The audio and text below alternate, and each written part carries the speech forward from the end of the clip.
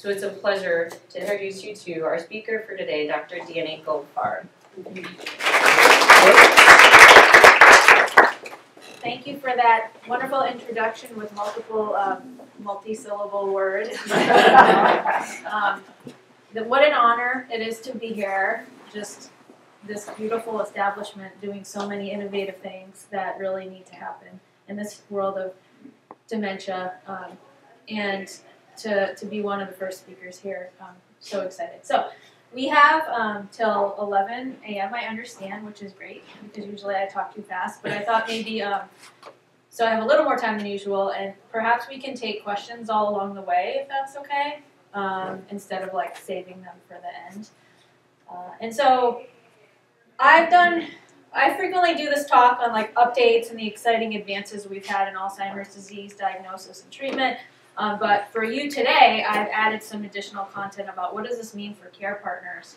And really this is a brand new topic. Well, not really, you know it's not, but like the sciencey people are starting to pay attention because we're sort of on the precipice of really effective disease-modifying treatments for Alzheimer's disease. And so we really need to figure out like what makes for meaningful improvement in the lives of people and families who are dealing with this very often prolonged disease process. So you heard a little bit about me. Those are my disclosures. So I like to share what has drawn me to this field of dementia and kept me here, which is different than a lot of my colleagues. So I originally thought I was going to go into hospice and palliative care and geriatrics. And so the reason is that I, at a young age, became pretty comfortable with death and dying and grieving.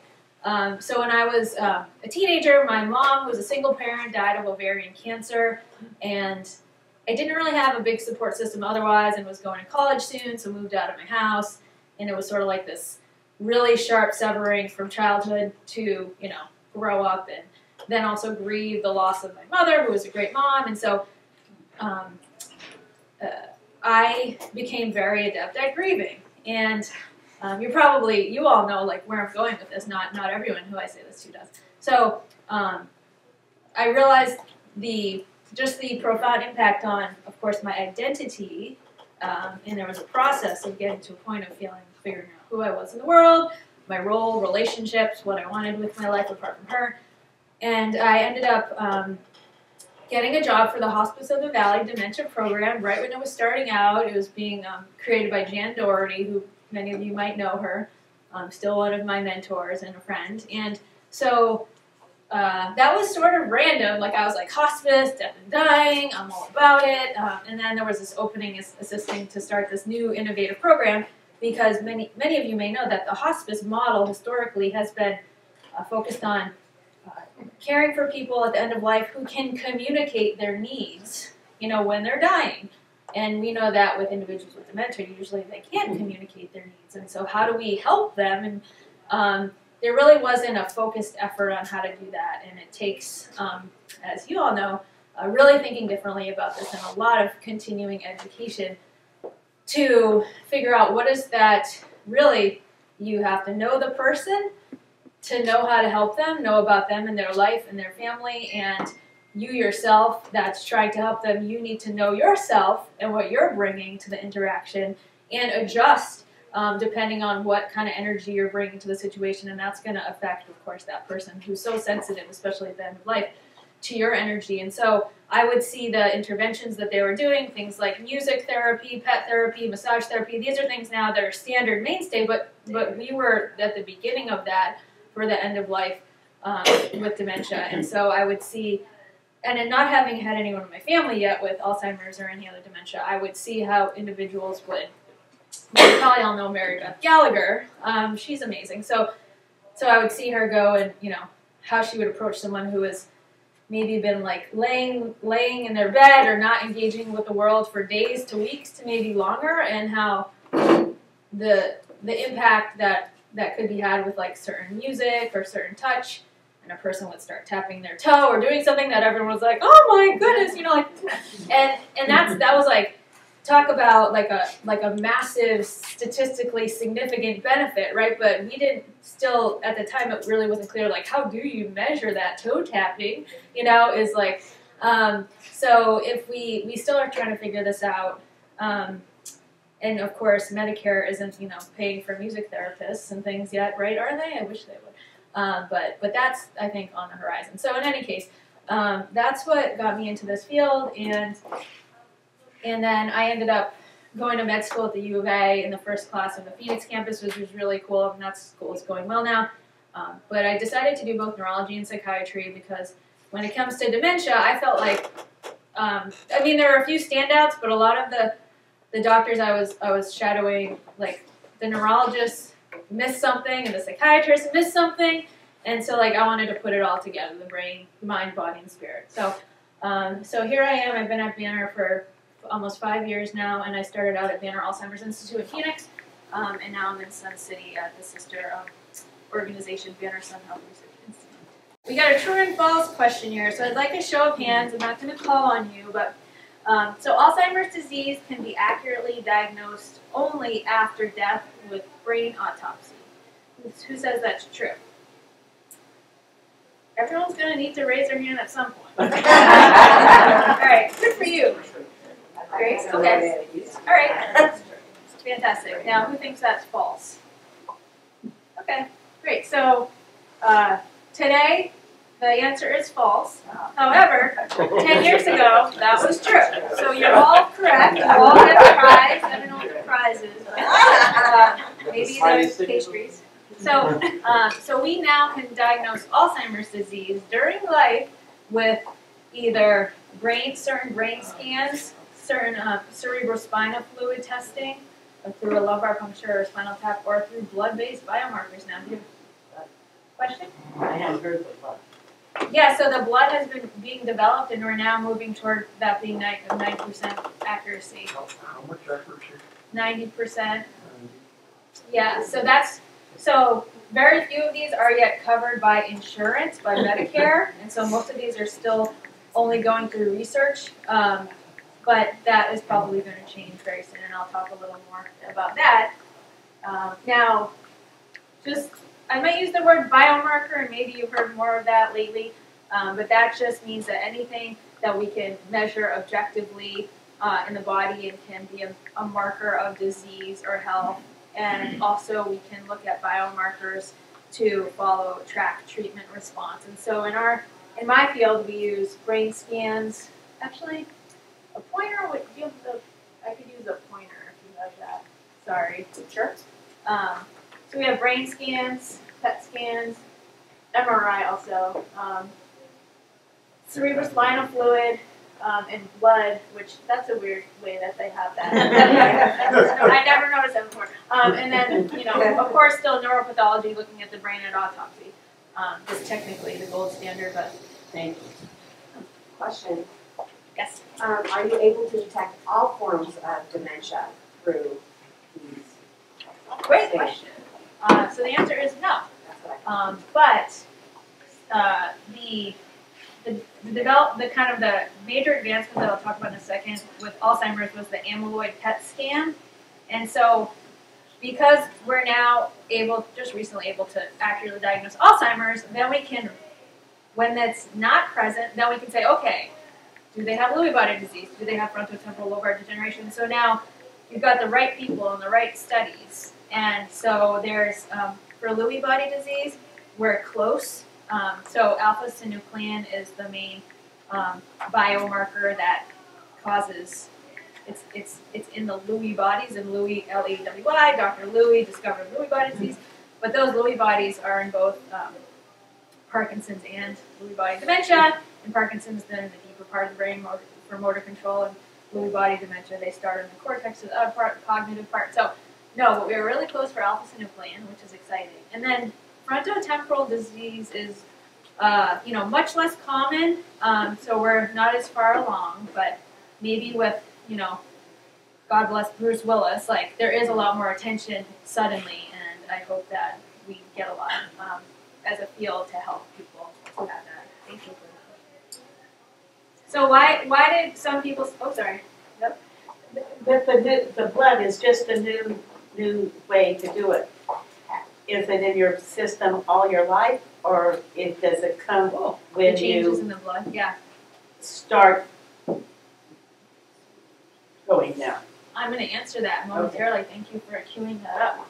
Okay, so why did the first question about how can you diagnose Alzheimer's disease during life or death? So the reason that some of you thought true versus false was because of how we have diagnosed this disease historically. So the first diagnostic criteria for Alzheimer's disease were put forth in 1984.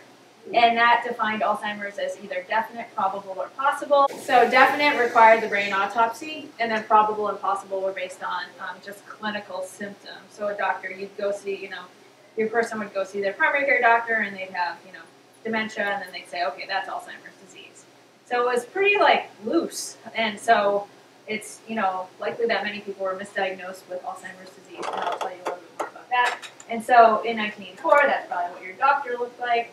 And that took 27 years to update this incredible. 27 years to update these criteria for diagnosis of Alzheimer's disease. And at that point, it was categorized into preclinical, mild cognitive impairment, or dementia due to Alzheimer's disease. And so this might be what your doctor looked like in 2011. And so she would still diagnose this based on clinical symptoms. And at that point, they said plus or minus biomarkers of Alzheimer's disease. So we did have some knowledge of biomarkers and ability to detect them, but at that point they said they're informative but not essential to diagnosis. And preclinical, has anyone heard the term preclinical Alzheimer's disease? Just curious. So that's, like many things, I think in neurology, a problem of lack of messaging. And so preclinical Alzheimer's disease, to go to your question, to start to go to that, defines that we realize that the brain changes in Alzheimer's disease start happening 25 years before any symptoms. And so we call this preclinical because there's no symptoms yet, theoretically.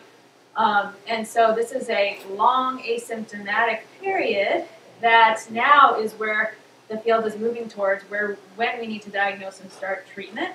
And so now that we can accurately diagnose the right people, the people who have Alzheimer's, and get them into treatment before any symptoms, that's where we think we're going to stop the freight train of the proteins that build up, and I'll talk about that in a second.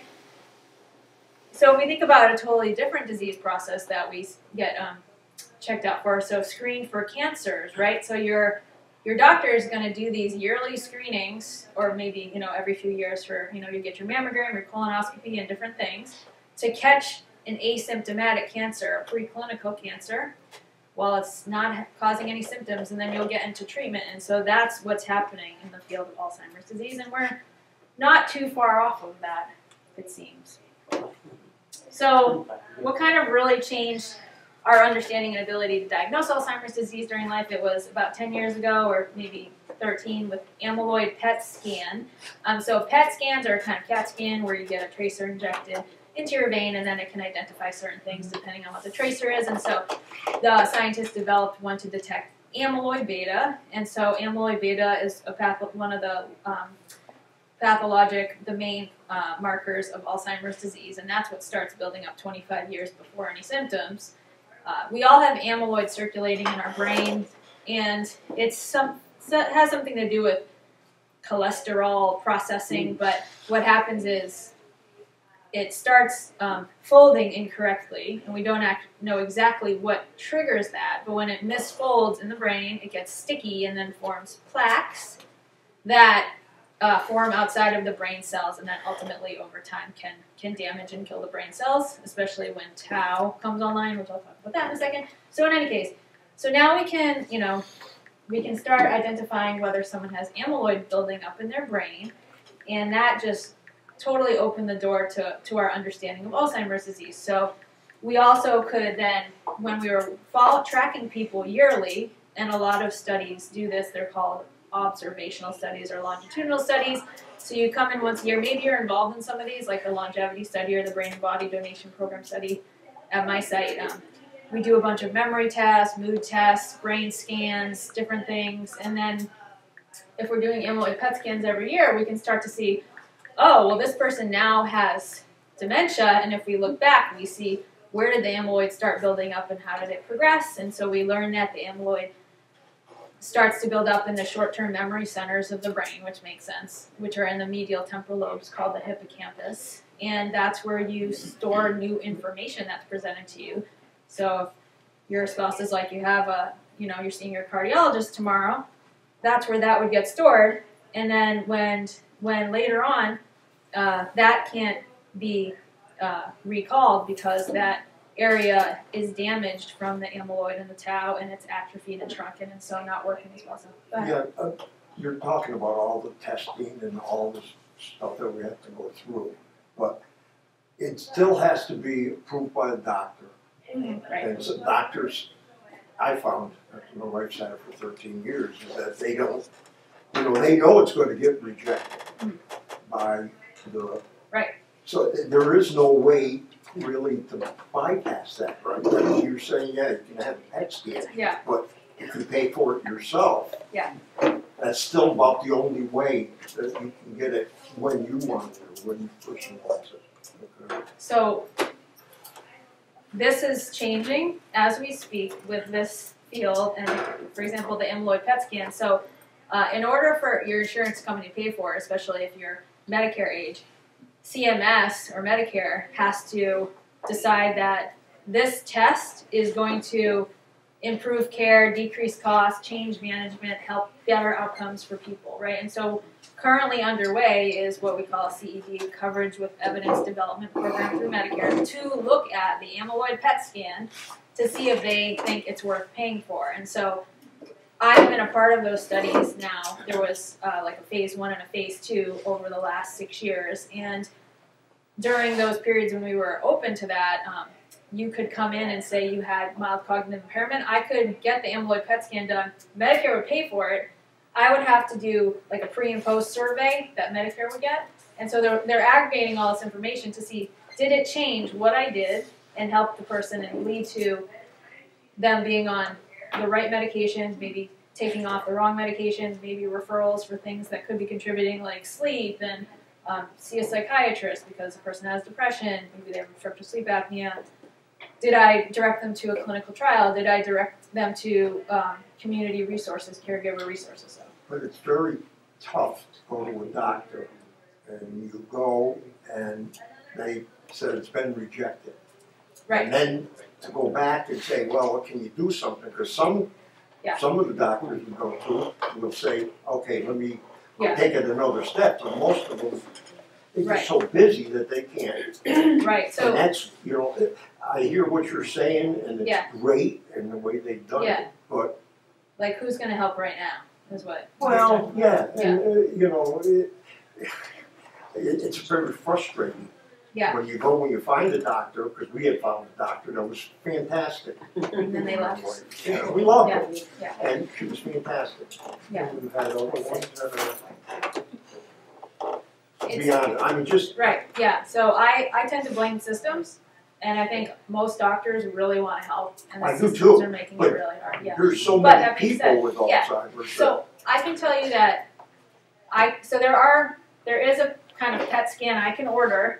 So I do the MRI, and then there's something called the FDG PET, which is looking for glucose metabolism changes in the brain that can point towards Alzheimer's or Lewy body disease.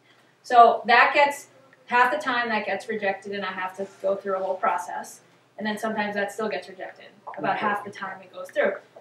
And so if your clinic and staff can't help you efficiently move through that process, it becomes really difficult. And also it depends on the case. Some cases it's sort of criminal that I'm having to make this argument. If you read my note, it's like, really?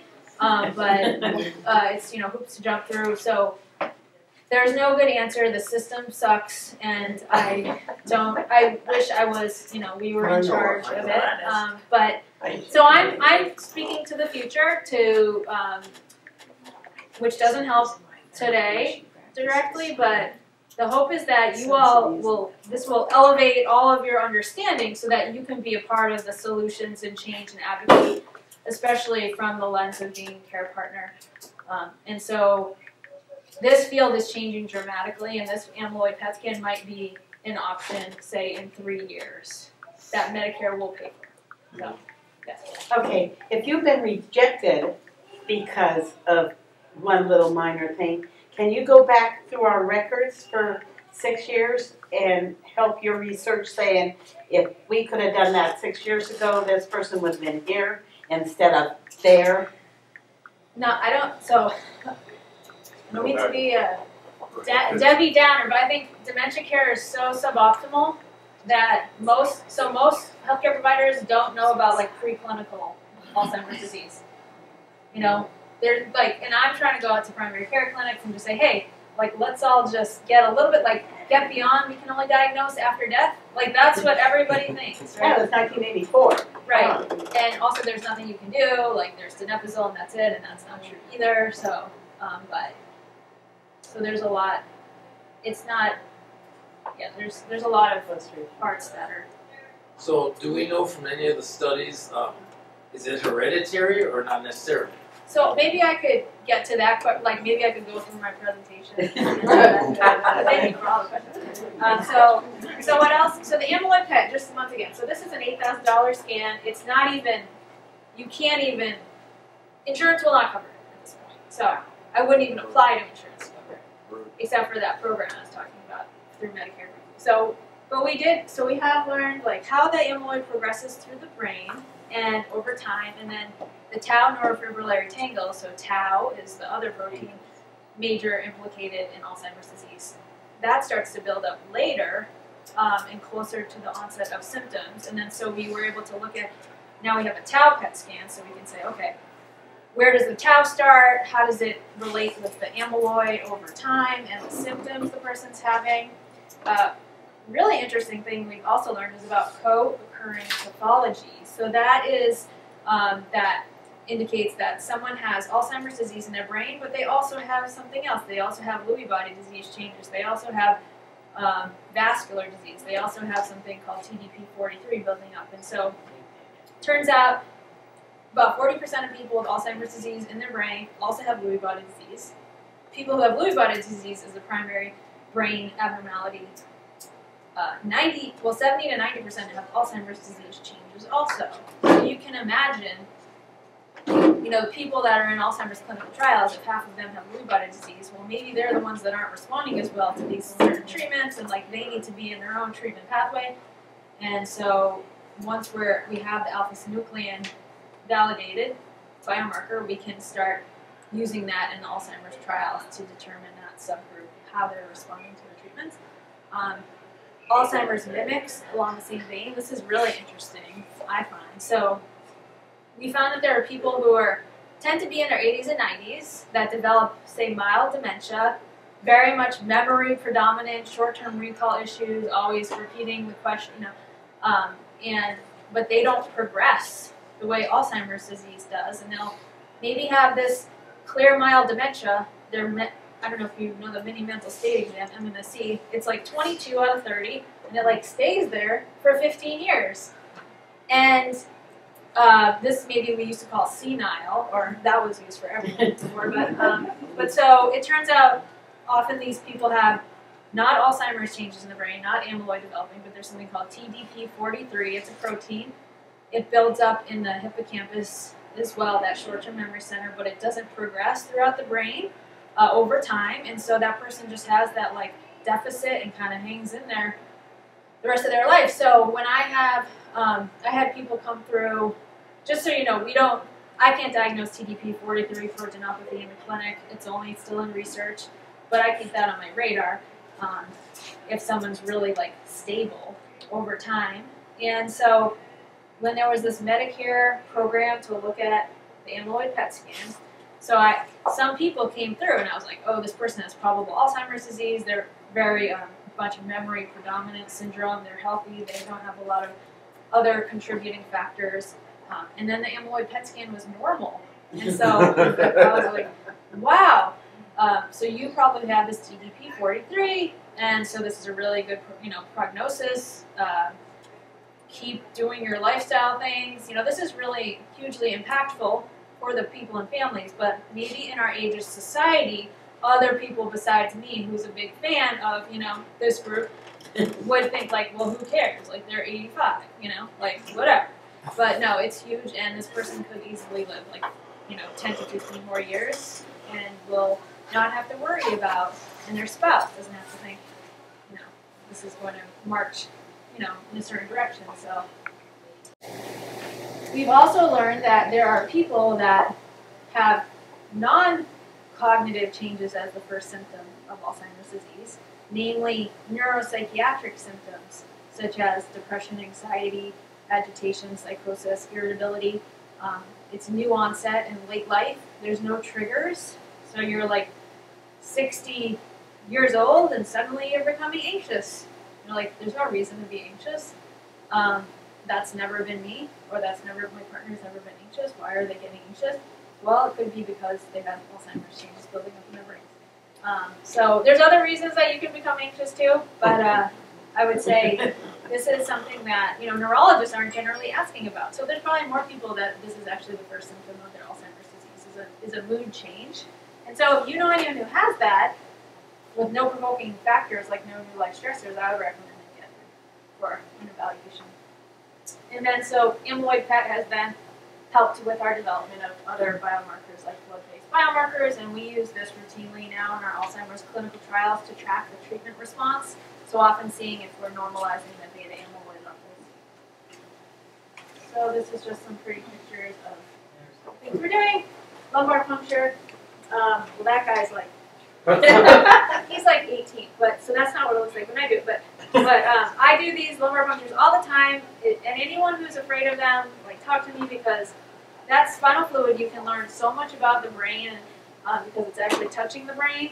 Whereas these are pictures, which is great, and there's also pros and benefits to those. But you can look for lots of things in the spinal fluid, and it usually goes really smoothly. And older adults are less likely to have the side effects like the headache and the post-op headache. So I just think this is a nice kind of summary of what we talked about. So this is not working out. The amyloid builds up 20 years before any symptoms, then the tau comes online 15 years before.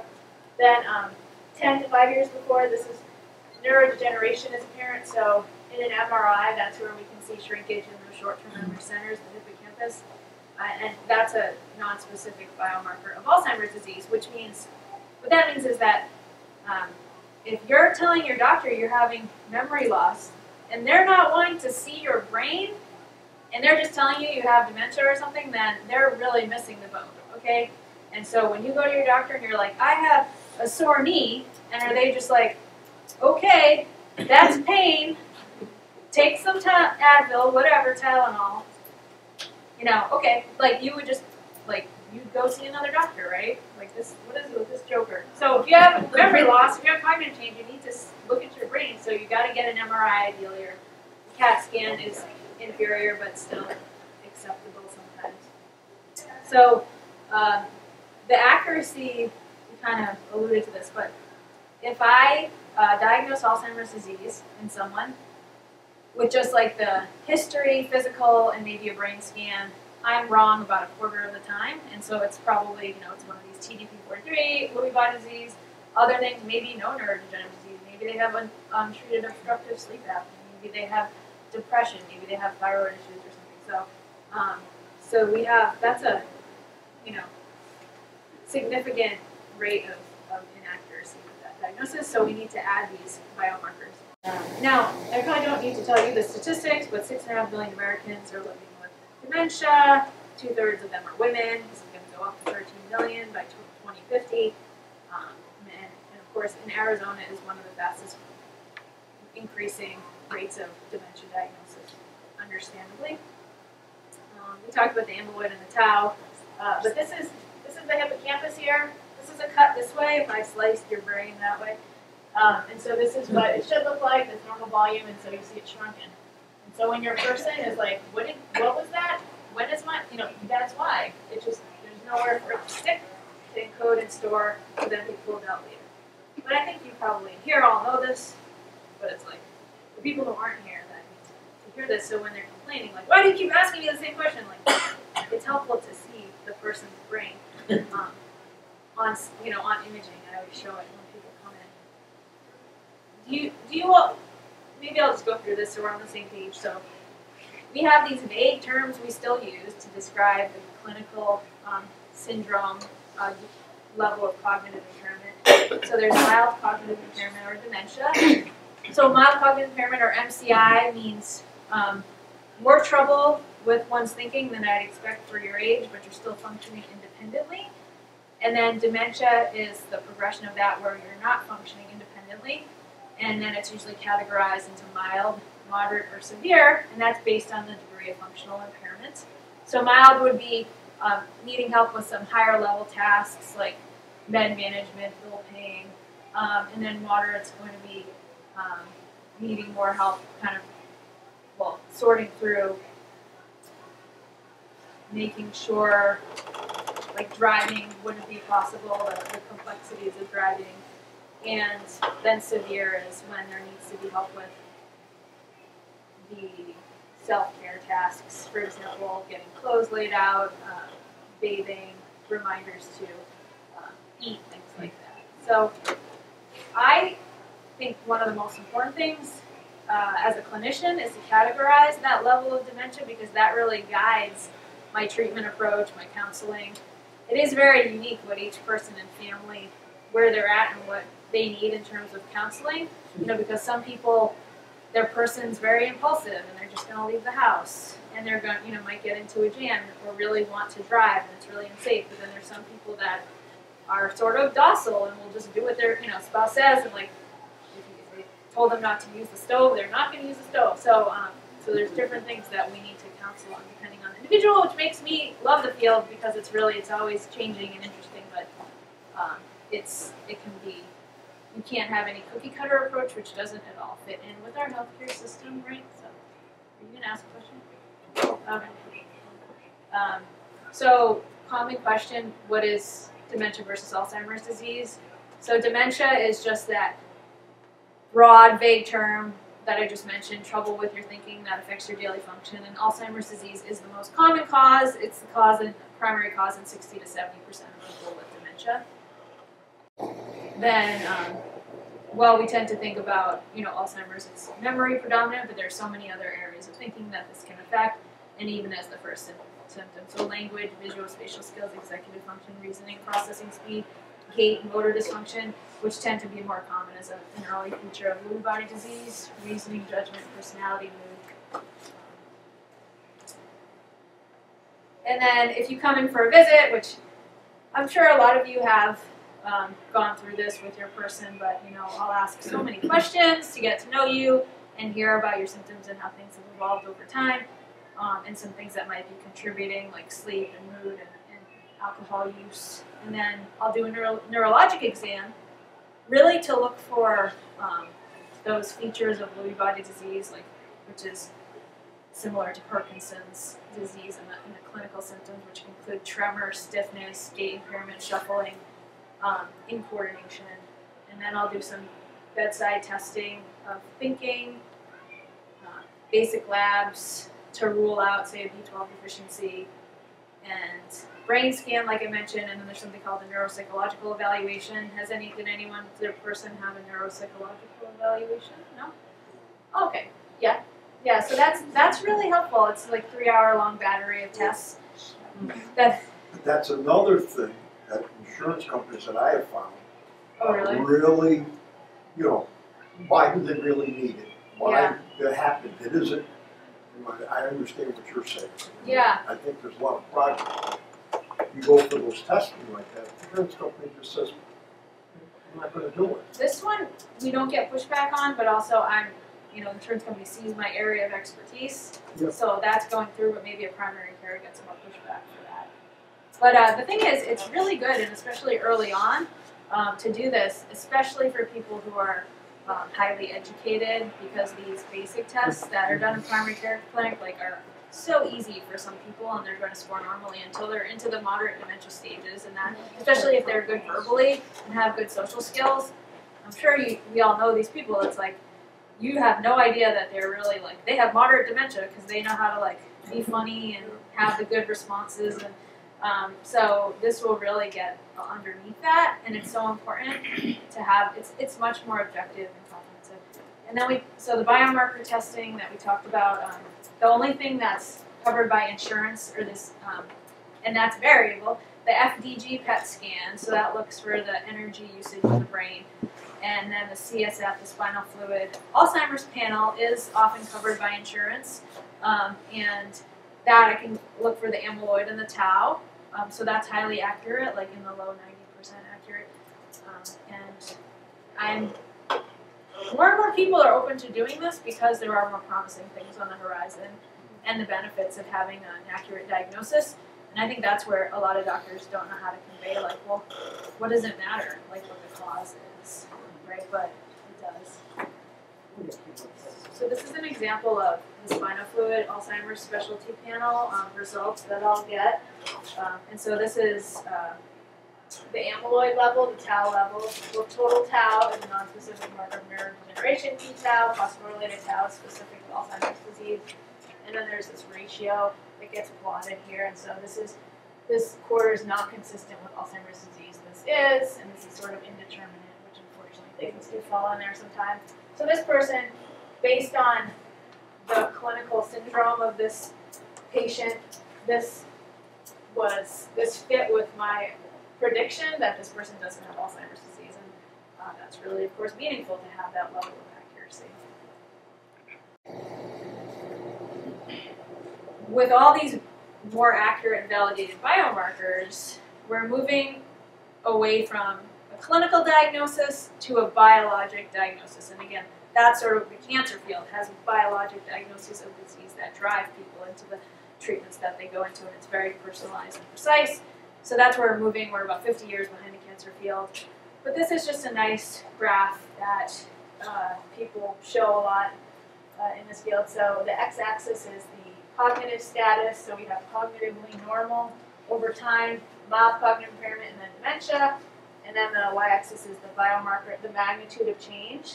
And so amyloid starts building up first. You can see how fast it's building up in this range here, right? And when you hit MCI, mild cognitive impairment, it's already at its peak essentially, and it plateaus off. So this is, we can catch this early. Tau comes on later. This is when your brain starts shrinking, neurodegeneration, and then this is memory change, yeah. So MCI, right? The cognition starts changing, and then the function at that point. So there's many more biomarkers that aren't yet as far along as amyloid and tau that could probably be put in here that show different things, but maybe next time when I come talk a little more. So I wasn't going to go into this too much, but we can if you want. So there are symptomatic treatments available that modestly slow down the progression of cognitive and functional decline with cholinesterase inhibitors like donepezil, rivastigmine, and galantamine, and then memantine. Those work differently. And they have been shown consistently to be beneficial, and essentially, I think it's a matter of setting expectations appropriately for patients and families, because sometimes people call and say, it's not doing anything. Well, the thing is, if you weren't on it, you'd probably be worse off. And so you're still going to decline. It's not a cure, but it does help, and all these actually have been shown secondarily they can help mood, and we don't know who that is that will have that benefit, but definitely it's been shown in several secondary analyses of clinical trials. So they're worth trying. They're fairly safe. They don't interact with most other medications. Why don't most of these indicated for people who have TD?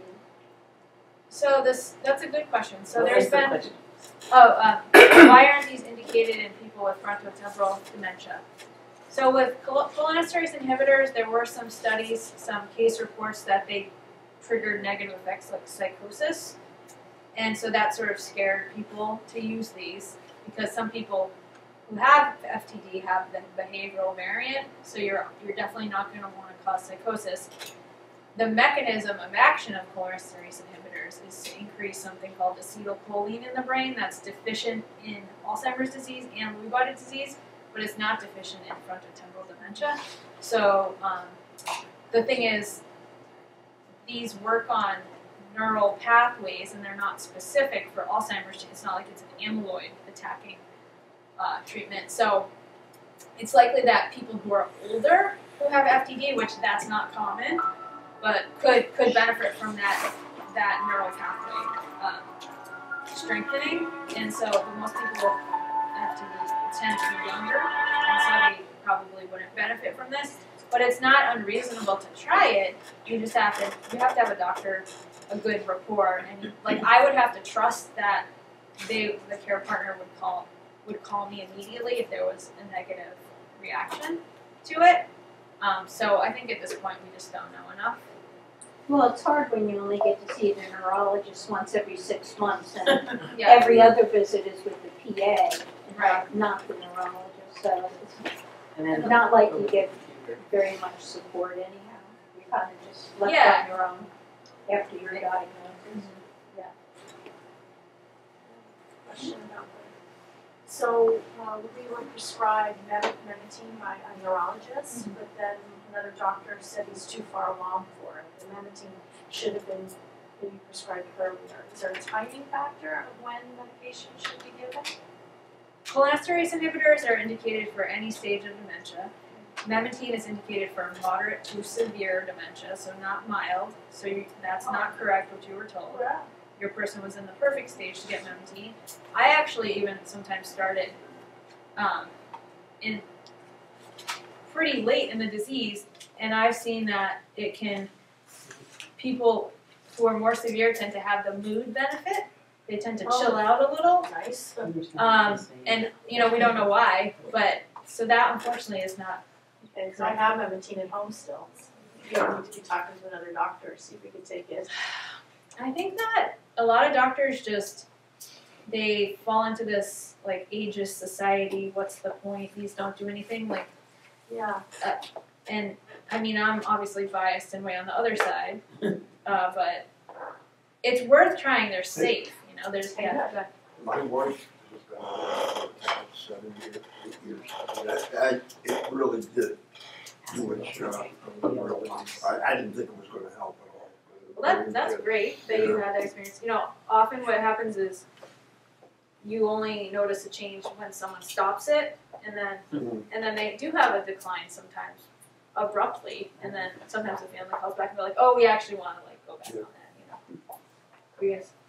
No, you guys. So then, so I think a big part of my job that does require a higher level person like a NP or an MD is the personalized counseling that I provide to patients and families, and I wish that Medicare would reimburse for the time to do this specifically. So I always talk about, based on each person and where they're at and what their symptoms are and their situation, how do they maintain their independence while being safe?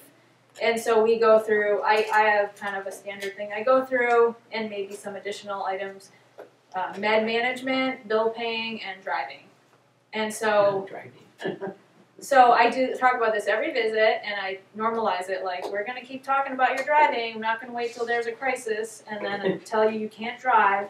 But people often, if they have memory loss, which many people do, it would be easy to miss your medications, and there's so many good systems to try to remember. And so sometimes I actually, when there's clearly medication management issues, I won't prescribe medications because to me you're just causing more problems.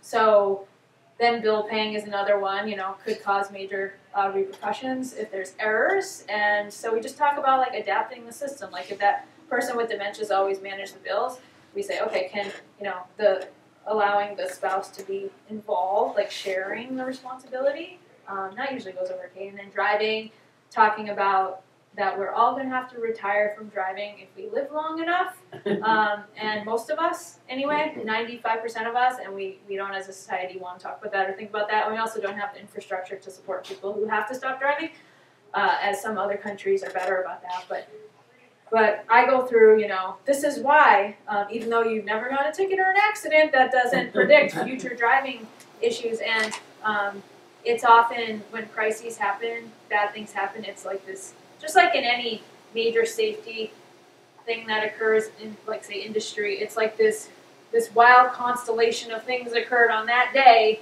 that led to this person, they woke up, they were dehydrated, and then they were tired, and they went out and there was construction, and then like this happened, and this happened, and this happened, and then they couldn't get out of the jam, and then they were in an accident. It's like most of the time they might be fine driving locally, but the risks are too high for that inability to get out of the situation, and so it helps over time to bring it up, and then people are processing this at home together and individually. Healthy brain aging, stimulation or increasing activity physically, socially, and cognitively, and so that's a whole other talk in itself. I would say we have more and more data to support aerobic exercise, especially in midlife, as the most beneficial, well, throughout life. But so in midlife, we now know that it decreases the risk of dementia 20 years later. So like say you're 50, the intensity of your aerobic exercise regimen is directly inversely related to your risk of dementia at 70. So like if you're the best, most intense aerobic exercise, you have the lowest risk of dementia at 70 versus the opposite, the highest risk. And so it's very clear. And then definitely though, even if you have cognitive changes, exercise is so beneficial for so many reasons. And I often, Monica gave me these words about rather than exercise, moving your body it's really what is needed, right? And so I'll talk a little bit later about some ways that might come back to this group here. Sport obviously is huge, and there's such a long way we have to go, and thank you, Oakwood Creative, for taking the lead and role in this. You really are a model. And then resource linkage with a variety of things. But it's true the system is still extremely hard to navigate, and even for me, and it's crazy how I can't find, there's so many, even like the OTs, right? Like once I heard about Tamara Turner, I don't know if any of you know her, and she's a colleague of Monica's, doing these amazing things as an OT with a dementia focus, and we need to clone you guys. And then I overran her with referrals. So going back to Alzheimer's clinical trials, so we had more than 200 that have been negative or been abandoned until no new drug from 2003 until 2021 for Alzheimer's was approved by the FDA, but then in 2021 there was a drug called Aduhelm or aducanumab. Did anyone hear about this controversy? It was very controversial. And basically what happened is, so this is a drug to decrease the beta amyloid buildup in the brains of people who have mild cognitive impairment or mild dementia due to Alzheimer's disease. And it was sort of, I think it was 24-month treatment phase. And they had 2 identical studies going on essentially simultaneously. Phase 3, one study showed that it's a monthly infusion, so it's like an amyloid vacuum. It pulls that amyloid out of the brain. So one of the study trials showed there was a statistically significant benefit in terms of slowing the progression of cognitive and functional decline of active drug versus placebo, and the other, and also normalized the beta amyloid levels. The other identical trial that was at different sites around the world did not show. It did show it trended there, but it wasn't statistically significant. But Biogen, the sponsor, felt like there was enough need for an effective treatment to pursue FDA approval via the accelerated approval pathway. I was personally surprised that FDA approved it, but they did. And then some sites, started prescribing this, gearing up. But then Medicare, almost a year later said, or 9 months later said, nope, we're not paying for this. So for those who were taking it, and some people were doing well, they had to just stop it because it was $28,000 a year plus more than that. Now a similar drug that's also an anti-amyloid monoclonal antibody was just approved in January. Has anyone heard of Leqembi or lecanemab? Okay, you're paying attention. Yeah. So I'm the PI on this trial at our site, and been involved in studying this drug for several years now. So they learned, everyone kind of learned from Biogen and aducanumab, what not to do when you're trying to pursue this, getting buy-in. And their study, lecanemab, was really, really well designed, and the data is very strong. Out of 1,700 participants, they met their primary endpoint of slowing the cognitive and functional decline by 27% over 18 months active drug versus placebo. And also decreasing normalizing beta amyloid, and even the caregiver burden scale, the Zara burden scale, was decreased in people who were getting the active drug versus the placebo, which is obviously very meaningful. So their data is really powerful, and the FDA did approve lecanemab, the accelerated approval pathway, in January. So Medicare is going to tell us if they're going to pay for this. Now, there's complications to this because when Medicare said they wouldn't pay for aducanumab, they said that the whole class of anti-amyloid monoclonal antibody treatments requires the CED coverage with evidence development pathway, which means that they need to do like phase 4 trials, have these big registries where Medicare can track everything, and it takes years, and it's very cumbersome, and it's a burden that apparently that CMS has never required like a whole class like in advance to do this before. So when lecanemab really strong data came out, they're unfortunately strapped by this also, and there's a big outcry, and just people were in DC, you may have seen Alzheimer's Association advocates and lobbyists to get, and there were many bipartisan senators and Congress people in agreement that this is wrong, and it's very, again, ageist, or it's unclear why they're putting this kind of restrictions on it. So more to come on that, but this is, yes. For the lecanemab, is that for mild, moderate, or is it, can it go all the way, or what? It was studied class? for mild cognitive impairment or mild dementia, so early symptomatic disease, and we're also studying it now for prevention in people who are in that preclinical stage, and I'll mention the study that we're doing for that as well. So it's not been studied in moderate to severe dementia. That would be dangerous to prescribe it. It probably wouldn't help, and it does come with risks, which I'll mention.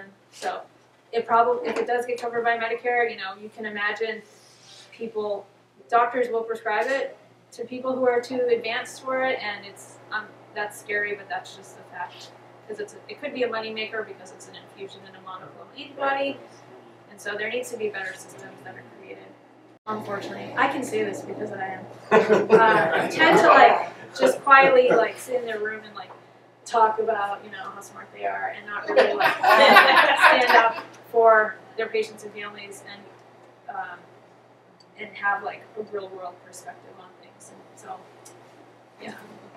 So why have all of so many trials been negative? Well, we had the wrong participants a lot of times. So this amyloid PET scan, when it came into use in about 10 years ago in clinical trials, there were people already in these anti-amyloid studies are starting to come through, and what they realized is that 20% of people in the early anti-amyloid monoclonal antibody studies did not have elevated amyloid on amyloid PET. So they had something else going on, but they were in an anti-amyloid treatment trial, so of course they're not going to improve from that. And so now we're using biomarkers to screen people into trials. Also starting too late in disease, it really seems like a freight train. And it's not to say that we won't eventually find good treatments for people who are in the moderate to severe stages, but just like cancer, as it metastasizes, there's less and less options. So catching it early eventually is where we need to go. But there's a lot of people that are not being accepted To trials? For Yeah. trials because of the doctor says it's too far gone, we don't really want it. And you don't know where you stand because you don't know if you were at the beginning with a drug or the placebo. So the trials, they want the healthiest people. So there's a lot of exclusion criteria. We have trials at our site that go all the way, well now we have one that's for people at end of life also, but we have trials for people in the mild to the moderate stage also.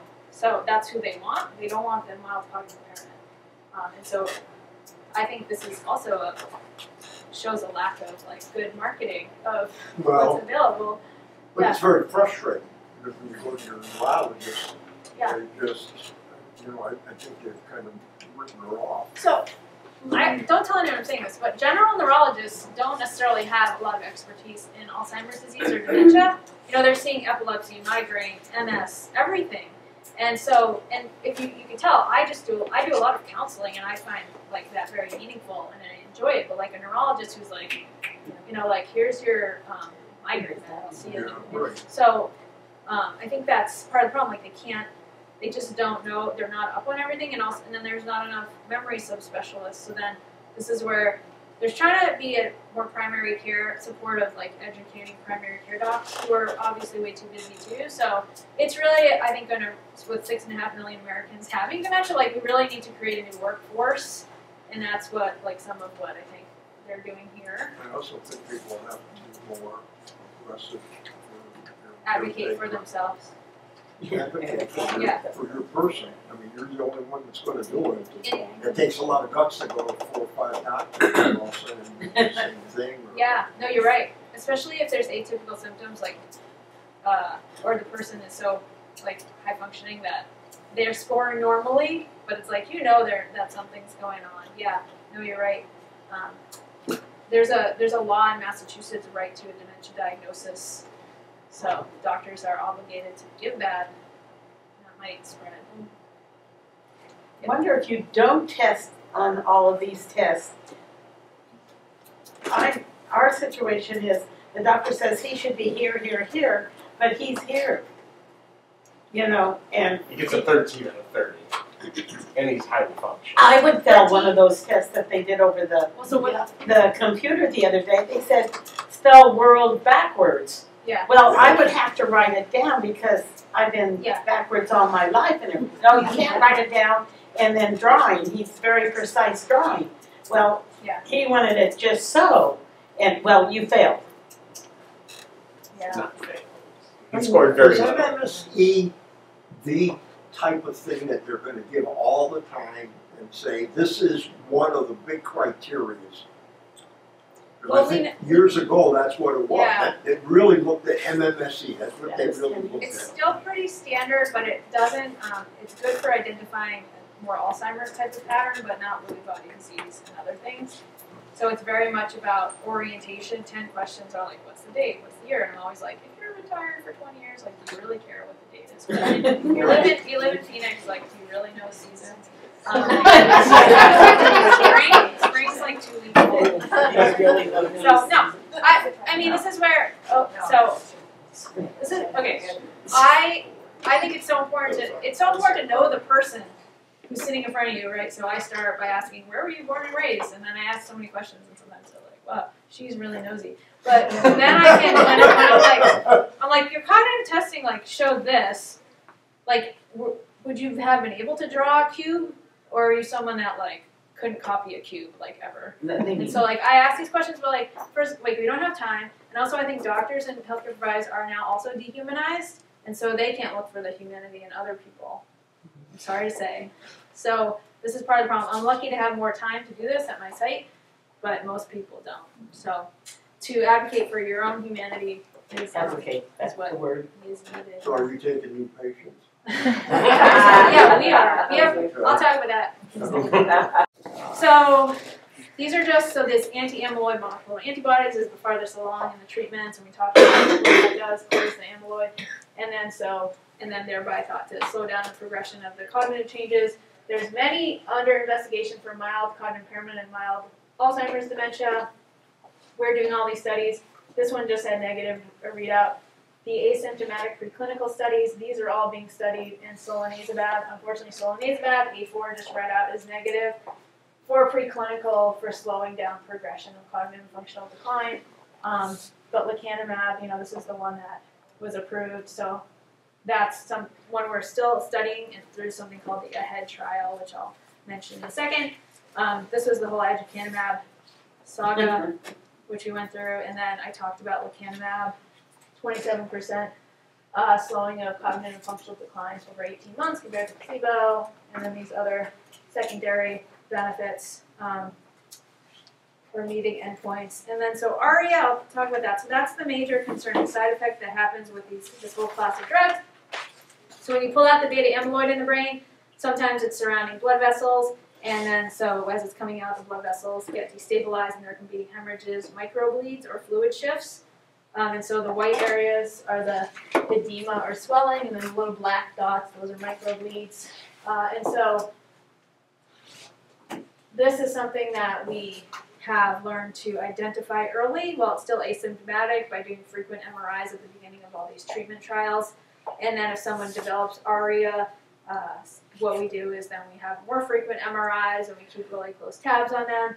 Sometimes, oftentimes they can just either continue on the treatment and it self-resolves. Sometimes we have to hold the treatment.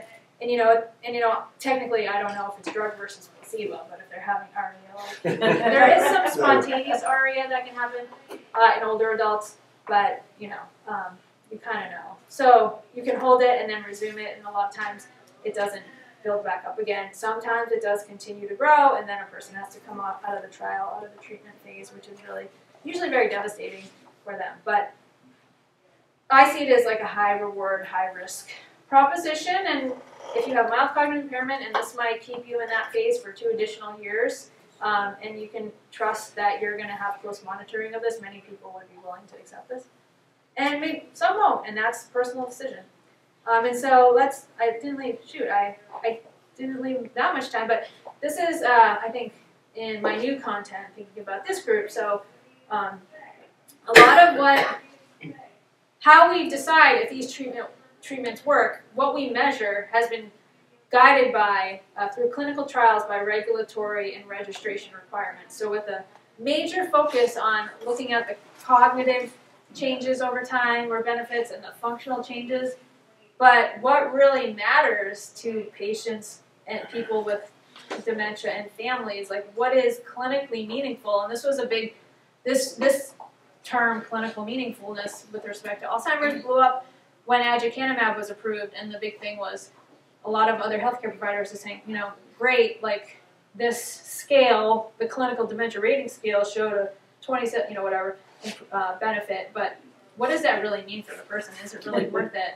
And so, so we really need to move beyond these traditional measures of cognition and function and incorporating the point of view of patients and families. And this is just sort of, I think this is well established outside of like the clinical trialists and the science, the Alzheimer's science community, that this constant thinking about like, well, what impact is this really going to have on my life, and is it worth it?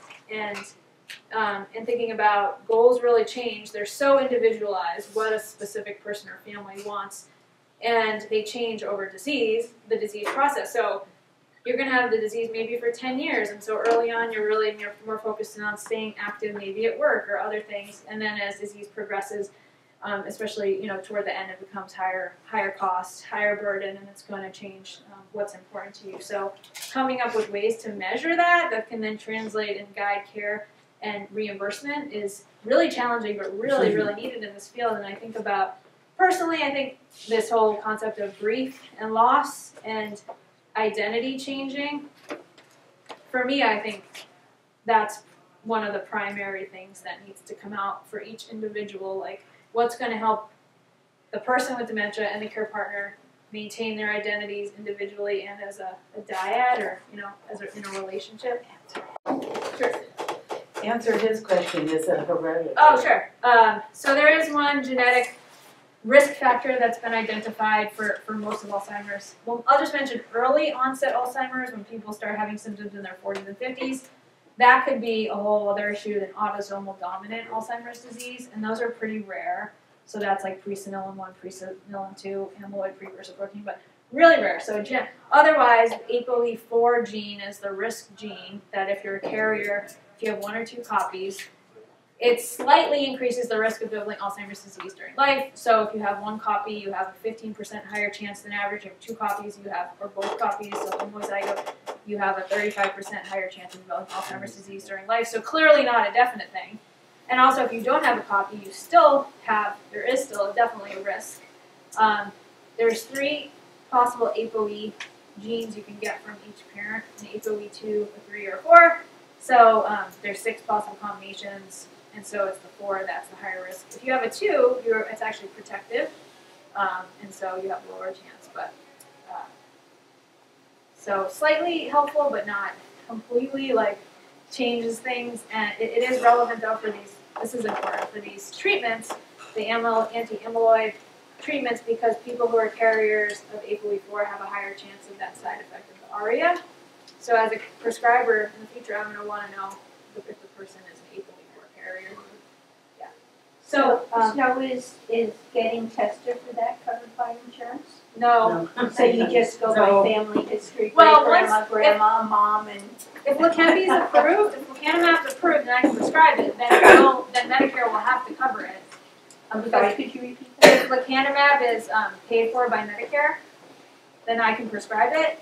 Then I'm good. Then they'll also have to pay for APOE4 because that will affect outcomes. If I don't know, but it's you can have it through 23andMe, also things like that. But then you need to get potentially counseled on what it means. So these are how we traditionally, in our clinical trials, like what we look at to decide if a treatment is beneficial. But there's these attempts to try to be more expansive and look more at, like, again, like what is really important. And so there was a systematic review of where people tried to elicit this kind of information from all the stakeholders. And so they looked at which outcomes of Alzheimer's across the spectrum are prioritized by patients, caregivers, and health professionals. And what do these stakeholders consider a meaningful delay in progression of Alzheimer's disease across the spectrum? And so this is just, so the patients' responses, the caregivers, and the healthcare professionals, and where they overlap. So there's clearly a lot of overlap.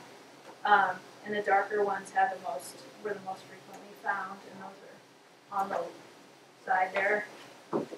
And so just if you think about for yourself, if you were to answer that question, what's really important? What would make you decide for your person that they should get this medication? Do you treat the whole family for caregivers? Because it's so different. I've worked with Alzheimer's for many years, and I say, do this, Yeah. And then when it's your own family, it's completely different. And I'm saying, you said, do this, why aren't you doing it? So then I do it, Right. but I need somebody to No, you're right. tell me, I wish I could do that. So I counsel a lot, and we have social workers as well. But I think I always start with if a caregiver is calling and saying the person's having agitation or whatever, they're coming in and saying that, and we rule out delirium, like it's not a UTI, whatever. Then I always in my head I think, okay, maybe they're like, can they get like some Seroquel or Ativan?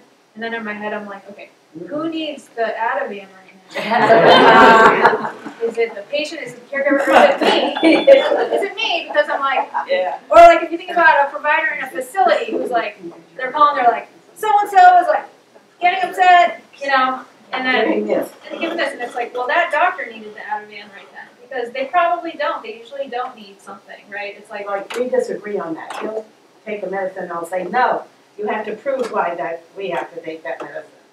Yeah, so it's again another way that our healthcare system just doesn't fit with dementia, because you have to ask a lot of questions about what's going on, like. I just don't have kidney failure. Yeah, that's a good take-home message for everyone. Okay, so there's more talk about patient and dyad-directed outcomes and personalized health goals.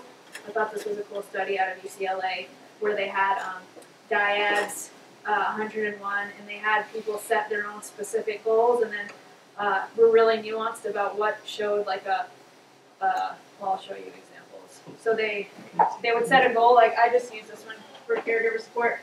Maintain caregiver's own health is a goal description. They went through, okay, for you, what indicates that your response over 6 to 12 months is expected, somewhat better, somewhat less. So like this specific individual, like daughter walks this, and then so they had an action plan that was very personalized, and then there was an NP, a nurse practitioner, who checked in with them at 6 months and 12 months to see if they met their goals, and there was much more to it than that, but this shows like where these different groups were at 6 and 12 months, and going back here, 84% of participant goals were non-medical, and That's correct. and then 88% felt that the goal they set was meaningful. They did have the option to adjust their goal at 6 months. 74% felt the goal setting process captured something different from usual care, which makes sense. 85% found the process helpful in planning for future care, and 74% of dyads had achieved or exceeded their expected level of goal attainment. And also in the article they mentioned, they had quotes like it was very meaningful when one of the people heard the goal from their person was different than they would have expected, and that went both ways for the patient and the caregiver. And that really made them reflect and also move toward that person and what their goals were, which is, you know, just what I guess all good relationships ideally do.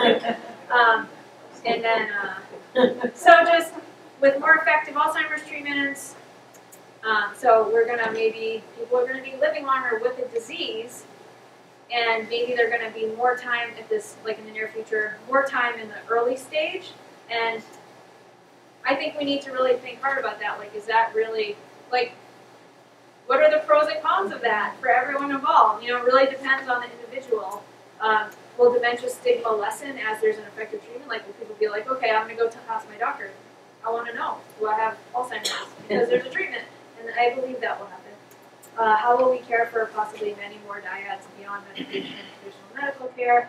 And then what innovative businesses, services, and technology will best support this population? So obviously, Oakwood created the Dementia Hub is an innovative business and service, so many things that this is where, I mean, this is a model of what I think is going to happen all over the world, frankly. And I know some similar efforts are going on, but not many and not enough. And, you know, again, if the outcomes of the care and the support here were could be put into a pill, you know, and a pharmaceutical company could benefit from it, like it would be all over the news, and like Medicare would be paying for it already. So this is where I work, and we have memory and movement disorders. We have 5 memory. I'm in Sun City, so I know that's a trek, but we also have Banner Alzheimer's Institute in downtown Phoenix. But we have 5 memory disorder specialists, 5 Parkinson's specialists, neuropsychologists, dementia specialists, social workers, clinical trials, observation trials, brain and body donation program. Has anyone heard of this? This is really well known and been around for 25 years, and this is where people agree to donate their brain, and they get followed once a year with different cognitive tests and different brain scans and things. And then the tissue actually has led to like hundreds of discoveries all over the world, because researchers can request tissue from Tom Beach's brain and body donation program. And so to think that you're giving that, like, and it just goes on and on, is so meaningful. Then we have something called Brain Health Check, and it's an hour-long, really comprehensive assessment that's free right now, and it'll give you like a risk, low, medium risk, high risk of dementia, essentially, and they really do a good job. You can have tours of the lab in the Brain and Body Donation program. That's my daughter, Matilda, holding a real brain. That was very fun. And then this is the Brain Health Check-In. So maybe you want to make a trek to Sun City for an hour-long free assessment, and that's the number. And then this is this prevention trial of lecanemab for people who have no symptoms but have elevated amyloid, and it's for people 55 to 80. And what's cool is that it starts with a blood test. So you get that blood-based biomarker for free, and if it's abnormal, it's the phosphorylated tau. That means you go on to have the amyloid PET to confirm. If it's negative, normal, then that means you don't have Alzheimer's in your brain, and you're not eligible for the trial, but you know that information, which is really helpful. So at what stage would this is mild, moderate? This is actually the preclinical Oh, this is stage. preclinical. Yeah. So this is cognitively unimpaired. So I should go to that one. Not my wife with Alzheimer's. Right, and so you'd have to have a study partner who wasn't your wife too. And it's a treatment. It's you know, it'd be with the intention that you want to be in the treatment. They're also doing this at Banner Alzheimer's downtown, and so this is the number if anybody wants that. So I didn't leave. It's 11 o'clock. I'm so sorry. That's okay. I'll just pop a thank you so much. We'll be